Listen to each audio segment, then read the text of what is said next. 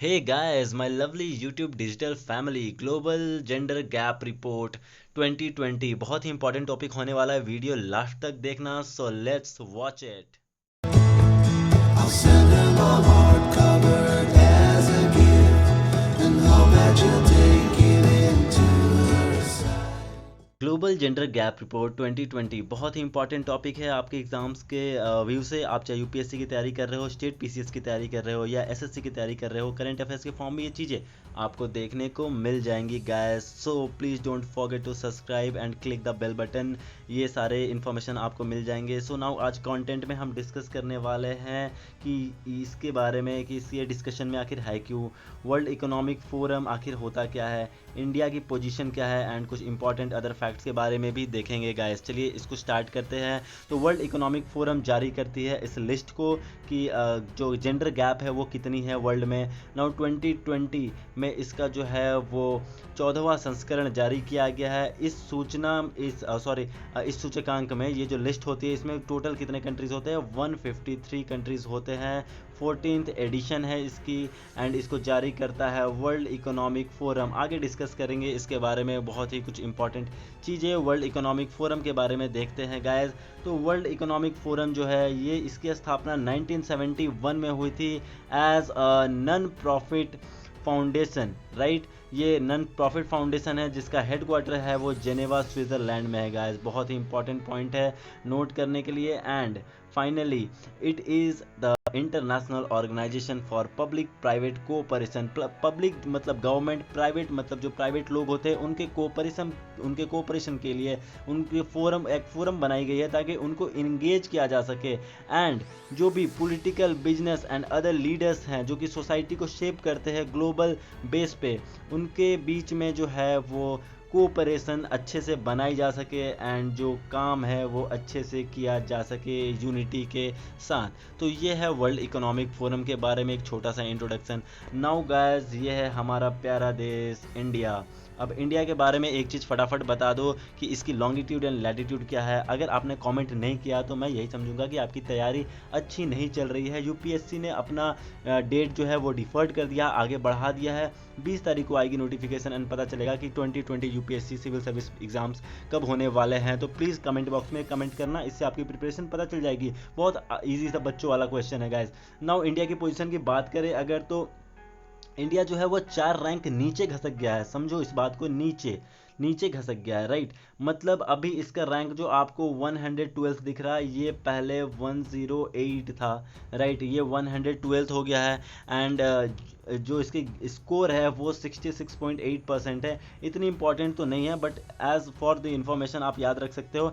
India is the only country out of 153 countries, मैंने आपको बताया कि 153 कंट्रीज़ के आउट ऑफ इतने कंट्रीज़ के बीच में ये लिस्टिंग होती है कि ये रैंकिंग होती है। मतलब 153 वाला देश सबसे नीचे होगा। इंडिया का रैंक कितना है, 112 है, राइट। तो अभी मैं ये बता रहा था आपको कि 153 कंट्रीज़ में जो है स्टडी जो की गई है उसमें इकोनॉमिक जेंडर गैप जो है वो लार्जर पॉलिटिकल, अगर पॉलिटिकल बेस पे देखा जाए तो सबसे ज़्यादा कहाँ पर है, इंडिया में है। India is the only country among 153 countries studied where the economic gender gap is larger than the political one. मतलब इकोनॉमिक जेंडर गैप जो है वो पॉलिटिकल गैप से ज़्यादा है। मतलब पॉलिटिकल तो ठीक है ना, पार्लियामेंट में प्रेजेंटेशन है, अलग अलग जगहों पे पॉलिटिकल लेवल पे प्रेजेंटेशन वुमेंस की है, बट इकोनॉमिक में बहुत ज़्यादा कम है। आप देख सकते हो कि वेजेस भी बहुत डिफर करते हैं, सेम काम के लिए अलग अलग पेमेंट्स दिए जाते हैं on the basis of gender. And ये इवन कॉरपोरेट सेक्टर्स में भी चीज़ें होती है। तो ये बहुत ही दुखदाई खबर है दोस्तों, ऐसा होना नहीं चाहिए।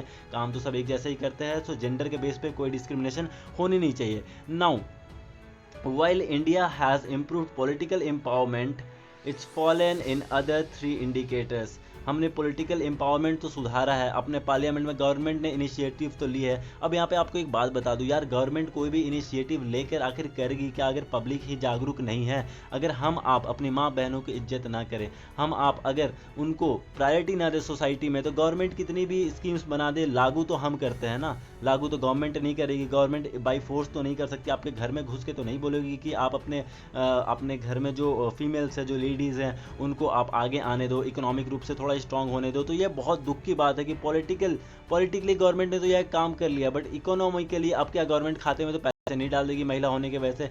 ये काम घर के ये मेल्स कर सकते हैं, जो कि बहुत ही इंडिया में ये चीज़ें बहुत ही प्रॉब्लम है और दुख होता है दोस्तों देख के।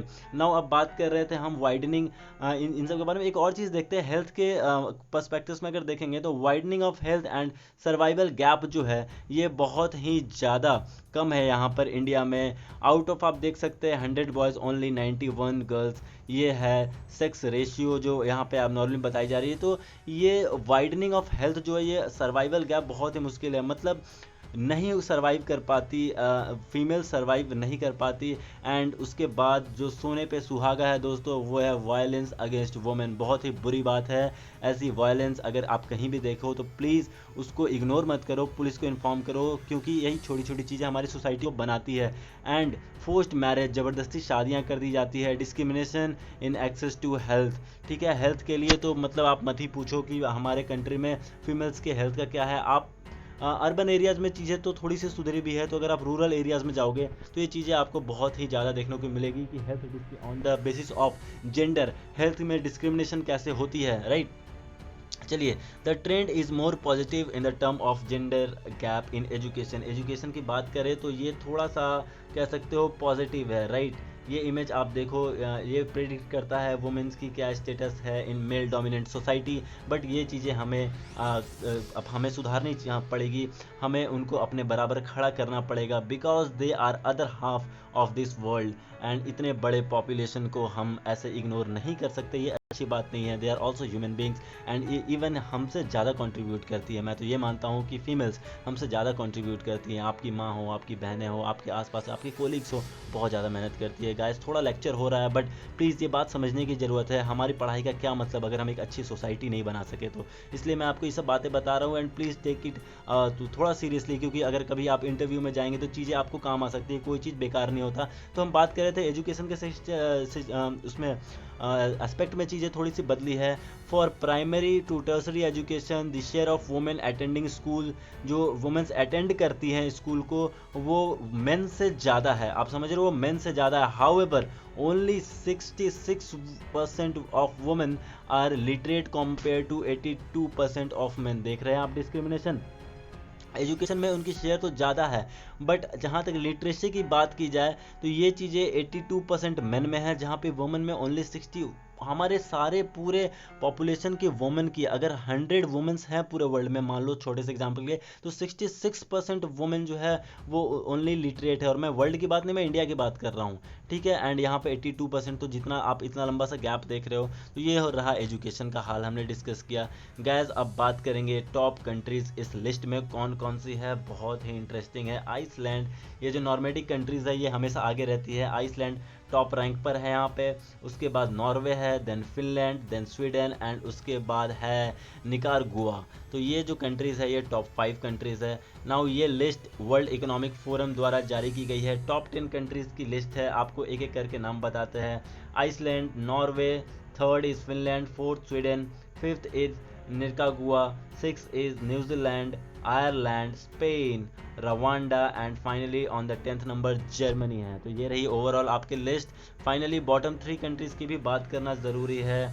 हमारा प्यारा दोस्त पाकिस्तान यहाँ पे आपको दिख जाएगा 151 रैंक पे। उसके बाद एक हमारा दोस्त ही है इराक बगल में, बहुत सारी कंट्रोवर्सी में फंसा रहता है, अभी कोरोना वायरस ने तो इनकी कमर ही तोड़ दी थी, रैंक 152। एंड फाइनली यमन, हमारा बहुत सारा बिजनेस होता है सीधा, अगर मुंबई से अगर बोट पकड़ोगे एंड सीधा अरेबियन सी में चलोगे टूवर्ड्स दी वेस्ट तो आप पहुंच जाओगे यमन, राइट। तो ये सारी कंट्रीज है, Pakistan on 151, Iraq 152 and Yemen on 153। Yemen से लास्ट में है गाइस, ठीक है। तो ये रही बात। अब हमारी नेबरिंग कंट्रीज, हमारे पड़ोस में क्या चल रहा है वो भी हमें देखना ज़रूरी है। नाउ बांग्लादेश, जी बांग्लादेश 50 नंबर पे है। चाइना, हमारा परम मित्र जिन्होंने दुनिया को इतना सौगात अभी दिया है कोरोना वायरस, है ना। वी आर वेरी थैंकफुल कि आपने मानवता को इतना चीज़ दिया China. Very very I am very thankful to you. और गॉड तो आपको देख ही रहे होंगे, आपके साथ कुछ ना कुछ तो होगा ही, and specially for the Chinese government, right. People तो हर लोग तो हर जगह के लोग ही होते हैं। गवर्नमेंट की यहाँ बात की जा रही है, उनके इंटेंशन की, एक्सपेंशन पॉलिसीज़ की बात की जा रही है। Now anyways, Nepal our dearest friend, Nepal 101। Bhutan जो है वो भी बहुत ही प्यारा छोटा सा green country 131, and finally Sri Lanka 102 पर है। तो ये कुछ नेबरिंग कंट्रीज़ की बात थी। नाउ गाइस, वुमेन के बारे में हमने बात किया। तस्वीरें बहुत कुछ बोलती है, आप देख सकते हो एक बड़ा सा गैप है यहाँ पे, तस्वीरें यही दिखा रही है। एंड दिस फिगर की अगर इसको हम इरेक्ट कर दे यहाँ पे, तो this will connect the gap between and make bridge that will connect our society. तो पिक्चर बोलती है, अगर आप पढ़ना और सीखना देखना चाहो और समझो तो। अदर फैक्ट्स की बात करें तो ये जो रिपोर्ट है, ये जो इंडेक्स आती है, ये सबसे पहले इंट्रोड्यूस हुई थी 2006 में। आपके लिए थोड़ा इंपॉर्टेंट है, अगर कभी आप आंसर राइटिंग करोगे उसके लिए इंपॉर्टेंट है। Global gender gap report 2020 benchmark 153 countries on their progress towards gender parity across 4 thematic dimensions. 4 ऐसे डायमेंशंस है जिसमें इसको नापा जाता है कि आखिर किस आधार पे ये बोला जाता है कि जेंडर गैप में इतना गैप है, इस कंट्री का रैंक इतना है। तो चीज़ें देखते हैं एक एक करके। Economic participation and opportunity, economic participation कितनी है, अपॉर्चुनिटी कितनी मिलती है। हेल्थ एंड सर्वाइवल कितना है, उनके बॉर्न पे कितनी सर्वाइव कर पाती हैं फीमेल्स, एंड मेल्स कितने कर पाते हैं, उसके आधार पे चीज़ें होती है। एजुकेशन अटेनमेंट, कितनी शिक्षा प्राप्त की है। पॉलिटिकल एम्पावरमेंट, राजनीतिक रूप से कितनी सशक्त हैं महिलाएं पुरुषों की अपेक्षा, ये चीज़ें देखी जाती है। नाउ इन एडिशन, इस साल के रिपोर्ट में एक और चीज़ एग्जामिन की गई है, वो है professions of the future, right. तो इसको भी आप याद रखना। सो गाइस, ये थी आज की टोटल लेक्चर। हमारा टेलीग्राम ग्रुप है, आप हमें ट्विटर पे फॉलो कर सकते हो, आप हमें व्हाट्सएप ग्रुप पे ज्वाइन कर सकते हो। सारे लिंक आपके डिस्क्रिप्शन बॉक्स पे हैं। इतने दूर तक वीडियो देखने के लिए बहुत बहुत शुक्रिया। आपको भी बहुत कुछ जानने को मिला होगा। अगर आपने सब्सक्राइब नहीं किया तो सब्सक्राइब बटन दबा दीजिए। Guys, thank you very much for watching. Be updated with India updated. Thanks.